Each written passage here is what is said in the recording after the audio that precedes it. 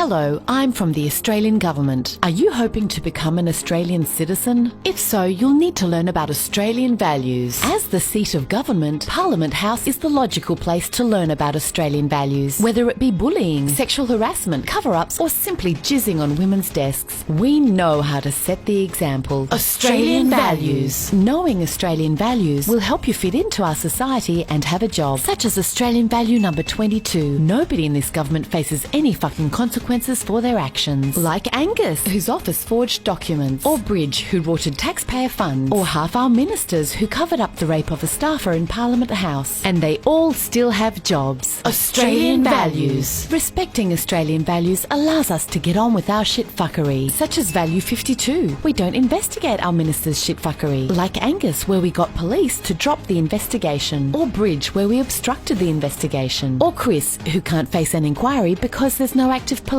investigation, or half our ministers who can't face an inquiry because there is an active police investigation. There's always a good reason not to have an investigation. Australian values. Knowing Australian values will help you stay out of trouble, such as value 31. If you see us breaking the law, shut the fuck up, because if you report on our conduct or blow the whistle on our corruption, war crimes and corporate espionage, we'll ruin you, like we're doing to these guys. Australian values. We work hard to uphold these values. That's why we've repeatedly voted against a federal ICAC. We've even voted against a code of conduct in Parliament House, because that would go against Australian value number 16. Do whatever the fuck we want in Parliament House, such as banging in the prayer room, getting trolleyed on the job, banging our staffers on the job, and making women feel afraid to report sexual assaults for fear of losing their job. Australian values. If you're ever unsure, look to our Prime Minister for leadership on Australian values, such as value number 8, show no leadership, ever. Like leaving for Hawaii when the country's on fire, leaving it to state premiers to handle a pandemic, leaving it to Jenny to tell you to empathise with a rape survivor, and hiding under your desk instead of going outside to meet the thousands of lying